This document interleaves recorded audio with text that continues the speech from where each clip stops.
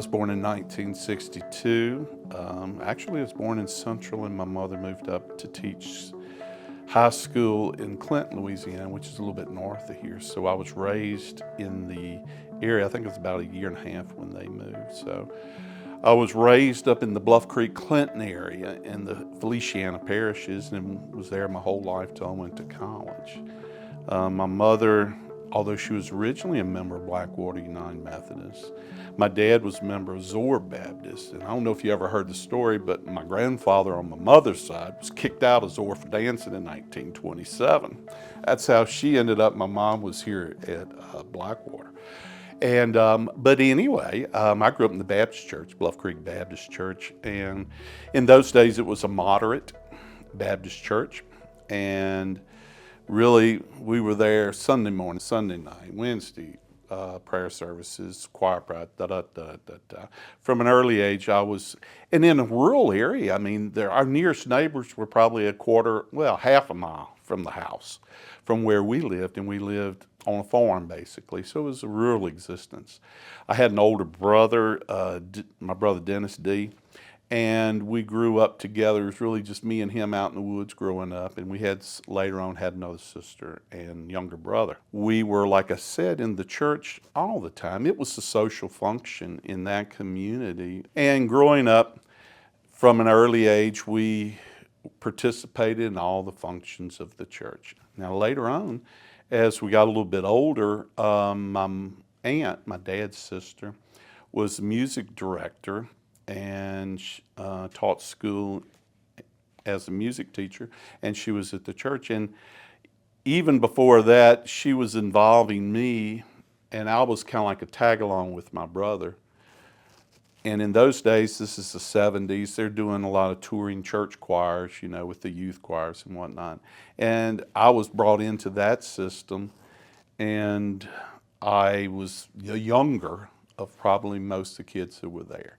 Being a second-born child, I never saw things quite the way that my older brother saw things. And I was more, I think, of an observant, quiet, sit back and observe, watch what's going on around you.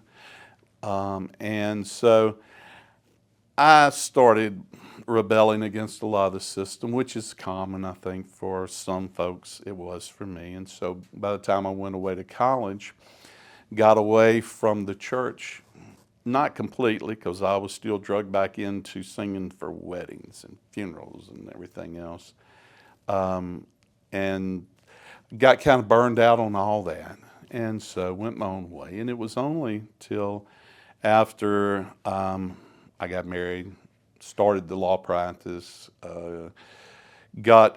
had children in '92, in the mid-'90s, that as I had children, I wanted to see them grow up into the church, that I started getting back involved with the church. And it was here at Blackwater, because I was living here in Central at the time, that we started to attend Blackwater United Methodist Church, and that was again about 93, 94, and we've been here ever since. You know, as far as what brought me back into the church fold, it was more of a decision.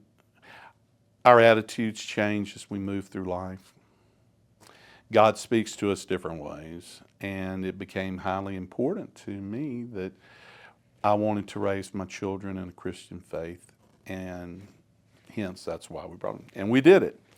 And so at that point, been happy here ever since. Now, I've never been, for many years, or for the first 10 or 15 years, I wasn't involved with many of the programs here at the church other than choir. I've always pretty much been in the choir.